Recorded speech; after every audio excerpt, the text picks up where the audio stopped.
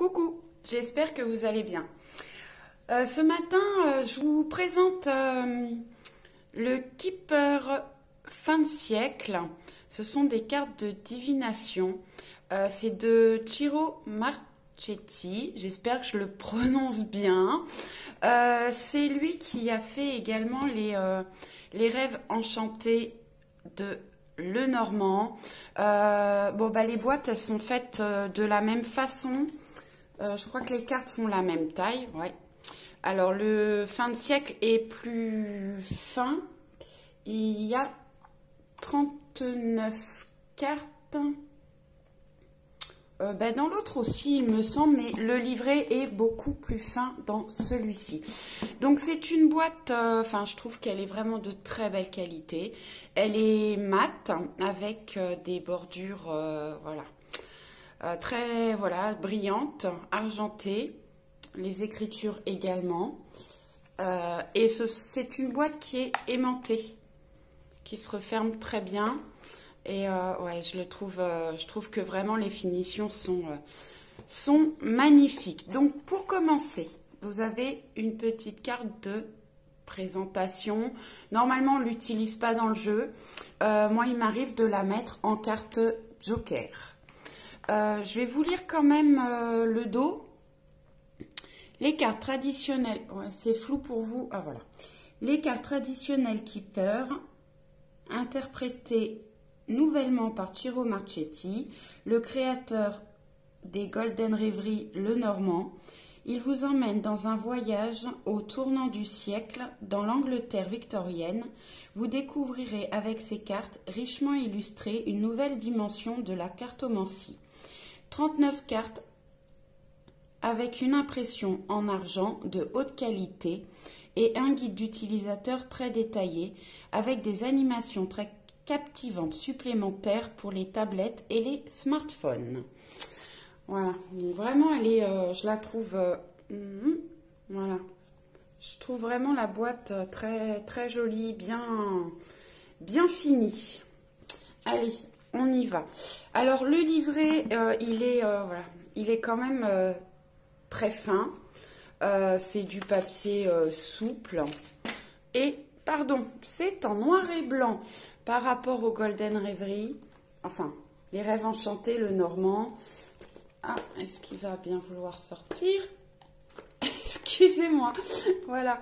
Voilà, le livret est plus épais. Brillant. Bon, il est en noir et blanc, mais voilà, le papier est quand même plus épais. Et puis, vous avez différents tirages à la fin. Donc, celle-ci, je vais les garder de côté. Hop. Et donc, on y va. Le petit livret. Donc, vous avez une préface. Et ensuite, on va directement aux significations des cartes. Les personnes principales, c'est le consultant. Si vous êtes un homme, ça vous représente. Si vous êtes une femme, c'est la personne la plus proche de vous. Alors, ça peut être la personne de votre cœur. Donc, ils nous disent, comme carte individuelle, elle représente le consultant lui-même dans le jeu. L'image de la carte d'une femme incarne toute personne masculine qui est la plus proche. Donc là, après, vous avez la personne principale féminine. Donc je vais voilà. Alors il est un peu complexe ce jeu quand même. Je pense que pour les débutants c'est peut-être un petit peu compliqué. Par exemple, le mariage. Cette carte représente un couple satisfait et heureux, le jardin luxuriant, la robe de mariée élégante et le bel habit de l'homme laissent à penser que le couple a un niveau de vie aisé. Si cette carte apparaît posée, elle n'est pas seulement un symbole de mariage ou d'union, mais aussi un symbole de lien ou d'accord de tout ordre, comme par exemple de contrat, de convention ou de fusion. Mais elle peut aussi décrire un simple lien entre des personnes ou une sécurité financière contractuelle. Donc voilà, bon, je ne vais pas vous lire toutes les cartes. Et à la fin, pour ça que pour les débutants, je pense que c'est un peu complexe. En fait, il vous propose en tirage uniquement le grand tableau. Donc quand il faut aller lire les 39 cartes, quand on débute, c'est compliqué. Voilà, donc il vous donne le grand tableau là et les cartes étalées progressivement. Et c'est tout ce qu'il donne en tirage. Voilà, l'interprétation du grand tableau. Et à la fin, voilà, on vous propose des animations. Voilà, vous pouvez, il y a une vidéo démonstration, donc à cette adresse-là. Et vous avez également, je crois, une application, voilà, mode d'emploi. Voilà, alors j'ai pas été voir les animations ni, ni l'application, mais voilà, vous avez cette possibilité-là. Donc, je vais mettre la boîte là. Donc, on a la première carte. Donc, vraiment, elles sont de très belle qualité. Je vous montre le dos des cartes. Voilà, avec des bordures dorées très, très fines, bien travaillées. Donc, la première personne principale, donc le consultant. La personne principale, la consultante. Le mariage. Je vais courtiser avec le petit cupidon au-dessus. Gentleman. Il y a beaucoup de personnages dans cet oracle. La bonne dame. C'est normalement une personne de bonnes intentions qui a quand même une certaine aisance financière. Ça peut être quelqu'un qui est là pour vous conseiller. Ça peut représenter une mère également. Le message, la fausse personne, le changement. Peuvent parler d'un déménagement ou de se mettre en action, en mouvement. Voyage.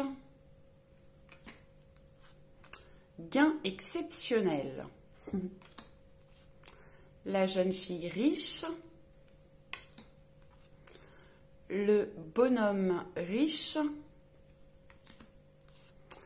Message inquiétant. Le succès en amour, ses pensées,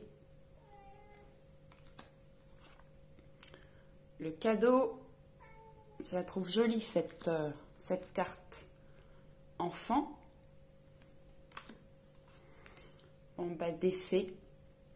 Alors je vais aller regarder ce que cette carte nous dit, parce que en règle générale les cartes de cercueil c'est pas forcément la mort, hein. Ça peut être une transformation, une situation, une relation qui s'arrête, mais je vais aller voir. Alors nous apercevons sur cette carte un cercueil devant un vitrail. Un soleil translucide illumine les roses blanches ornant le cercueil. Sans aucun doute, cette carte symbolise un adieu, par exemple à des personnes, sans pour autant qu'une personne doive effectivement décéder. À des anciennes habitudes, à des idées ou à des souhaits. Si cette carte posée apparaît, elle décrit ainsi un renoncement volontaire ou une perte en rapport avec le thème de la question. En lien avec des cartes de personnages, cette carte peut nous indiquer que la personne concernée passe une phase de séparation ou de transformation. Décès symbolise aussi tout ce qui est dans l'obscurité et peut ainsi avoir une signification négative. Elle peut aussi symboliser la nuit en tant que telle. Bon, ben voilà, donc c'est comme la plupart des cartes de mort, où c'est pas forcément le décès d'une personne. Excusez-moi, je reviens.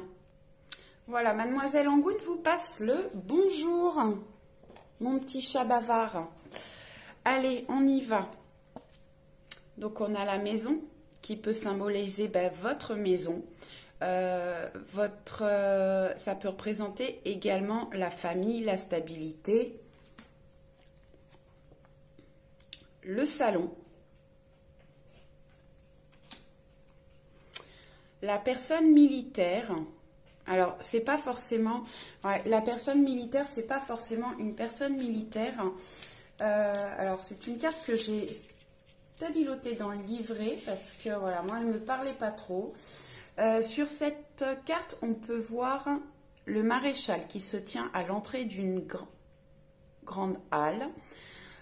Les nombreuses médailles révèlent succès et distinction. La carte personne militaire ne symbolise pas uniquement des soldats ou des personnes en uniforme, mais aussi des personnes ambitieuses et disciplinées. Elle affiche également des situations qui impliquent persévérance et rigueur. En raison de la discipline et de la formalité qu'exprime cette carte, elle peut représenter quelque chose d'inabordable. C'est pourquoi elle apparaît souvent sous forme de quelqu'un qui est difficile à réconforter ou à aborder. Le personne militaire s'applique à tous les autres uniformes et métiers en uniforme. Elle représente toutes les sortes de vêtements de travail. De même, elle peut être un signe de camouflage ou de déguisement. Voilà. Ensuite, on a le tribunal, le vol, la perte, les grands honneurs, le grand bonheur, argent inespéré, l'attente, la prison, la juridiction, maladie, le désespoir, préoccupation, occupation, une longue route, horizon lointain, pauvreté,